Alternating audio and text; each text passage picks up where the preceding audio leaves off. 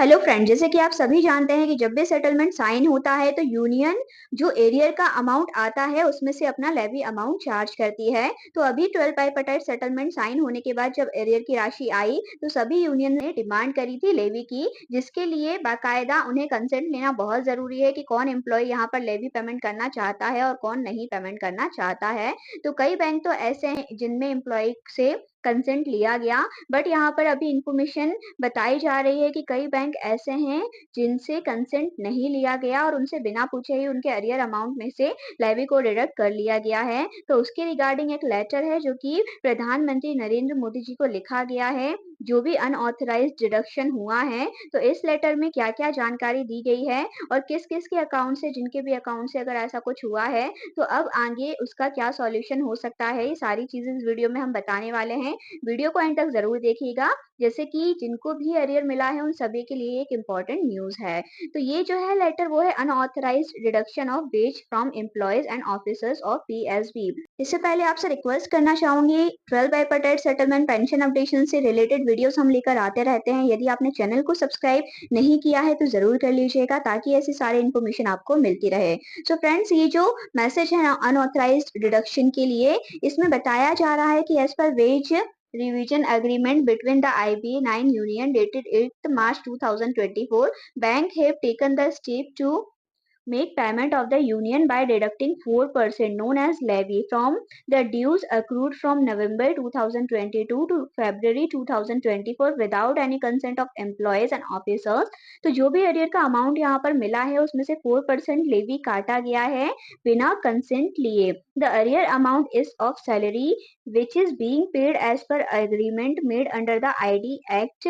Any unauthorized deduction from there is illegal। तो ये जो भी किया गया है वो इलीगल है, ऐसा नहीं किया जाना चाहिए। Agreement is under ID act, payment being statutory obligation of bank, this is punishable under the payment of wages act as it is an illegal deduction from the legitimate dues। तो अगर ऐसा किसी भी प्रकार का डिडक्शन एम्प्लॉयज के arrear में से किया जाता है तो ये इलीगल है, जिसपे पनिशमेंट भी दिया जाना चाहिए। Canara bank has made direct deduction from the employees and officers without their consent. Canara bank में ऐसा ही किया गया है, वहां के एम्प्लॉय से कोई भी कंसेंट नहीं लिया गया है और वहां की यूनियन को लेवी के तौर पे 5.5 करोड़ का कलेक्शन हुआ है।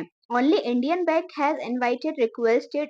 तो जो इंडियन बैंक है उन्होंने अपने एम्प्लॉय से जो है कंसेंट लिया है, उसके अकॉर्डिंग ही उन्होंने उसका डिडक्शन किया है। इसके अलावा जितने भी पीएसबी हैं have restore to some tricks, issue a circular and give 24 hours time to say no, failing which it would be assumed that the employer and officer had given their consent of cut।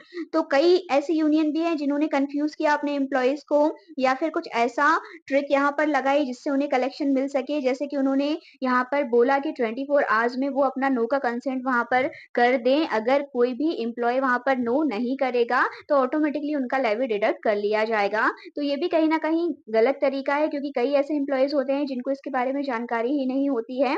ऐसे में मान लीजिए उन्हें पता ही नहीं चला, वो अपने काम में बिजी रहे और वो नो फिल नहीं कर पाए, तो ऐसे में ऑटोमेटिकली उनके अमाउंट से लेवी का डिडक्शन हो जाएगा। तो ऐसा भी कई यूनियन के द्वारा किया गया है। As is clear the circular didn't reach the employee and officers and the bank have made the deduction. वही बात यहाँ कही जा रही है कि कई एम्प्लॉयज को जानकारी नहीं मिल पाई और उनका डिडक्शन यहाँ पर कर दिया गया। This is an anarchy and illegal activity in the public sector bank owned by the government of India, which on the one hand show the arbitrariness of the management and on the other hand show the management acting on the dictates of the union without any authority।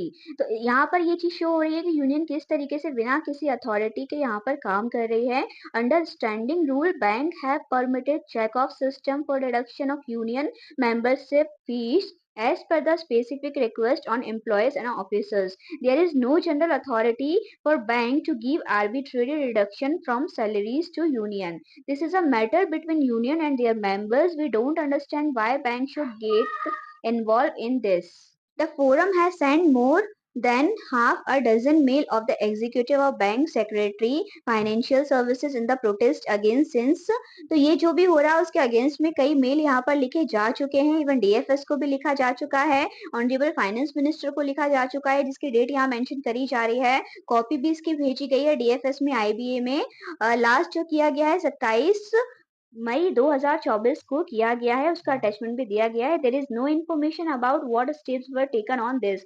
तो इसकी कोई भी आगे information नहीं है कि आखिर इस पे क्या स्टेप्स लिए जा रहे हैं।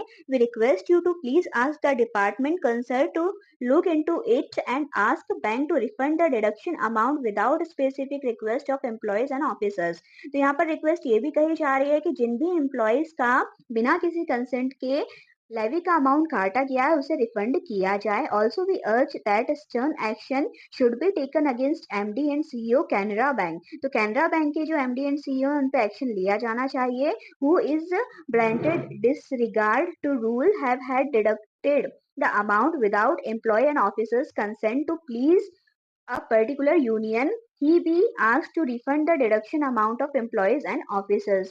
With respectful regard JN. Shukla national convener. यहाँ पे ये सारी इंफॉर्मेशन दी गई है और इसकी जो कॉपी फॉरवर्ड की गई है किस किस को की गई है, अगेन निर्मला सीतारमण जी को की गई है, भगत करड़ जी को की गई है जो कि ऑनरेबल स्टेट फाइनेंस मिनिस्टर हैं, डॉक्टर विवेक जोशी जी जो कि सेक्रेटरी हैं फाइनेंशियल सर्विसेज के।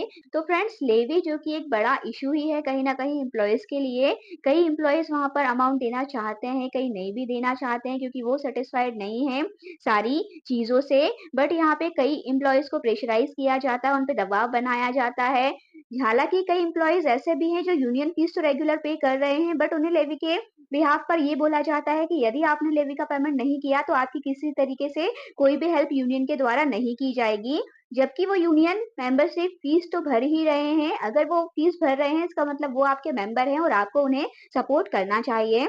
फ्रेंड्स ये एक ओपन प्लेटफॉर्म है जहां पर आप सभी अपनी राय दे सकते हैं और आपको क्या लगता है कि यूनियन की फीस तो पे की ही जाती है, उसके बिहाफ पे यूनियन का फर्ज यहाँ बनता है कि उन्हें तो एम्प्लॉयज की हमेशा मदद करना ही चाहिए।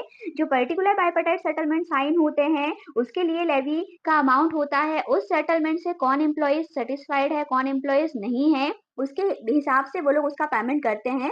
तो उसके बिहाफ पे ये कहा जाना यूनियन के द्वारा कि अब अगर जिसने लेवी का पेमेंट नहीं किया उनकी किसी प्रकार से कोई हेल्प नहीं की जाएगी, क्या ये यूनियन का स्टेप सही होता है या फिर नहीं होता है? आपकी इसके बारे में क्या राय है कमेंट सेक्शन में जरूर बताइएगा।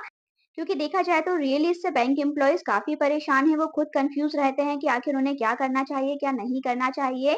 यहाँ पर जितने भी एक्सपर्ट लोग हैं, जितने भी सीनियर लोग हैं, हम उनकी भी एडवाइस जानना चाहेंगे कि आखिर उनका क्या कहना है लेवी के विषय में और उनका क्या कहना है वो यूनियन की फीस के विषय में जो हर 3 माह में एक बैंक एम्प्लॉय पे करता है। या तो फिर यूनियन को सिर्फ और सिर्फ लेवी लेना चाहिए, यूनियन फीस नहीं लेना चाहिए, और अगर यूनियन फीस पेमेंट की ही जाती है तो क्या लेवी को बाउंडेड होना चाहिए। ये सारी चीजें आप कमेंट सेक्शन में जरूर बताइएगा और अपने बाकी सभी मित्रों को भी गाइड जरूर करिएगा कि ये चीजें सही है या नहीं है, ताकि आप सभी एक दूसरे की अच्छे से मदद कर सके। इससे रिलेटेड और कोई इन्फॉर्मेशन अगर हमें मिलती है आगे तो हम जरूर आपके साथ इन्फॉर्म करेंगे। यदि आपने चैनल को सब्सक्राइब नहीं किया है तो जरूर कर लीजिएगा ताकि ऐसी सारी इन्फॉर्मेशन आपको मिलती रहे। Thank you for watching.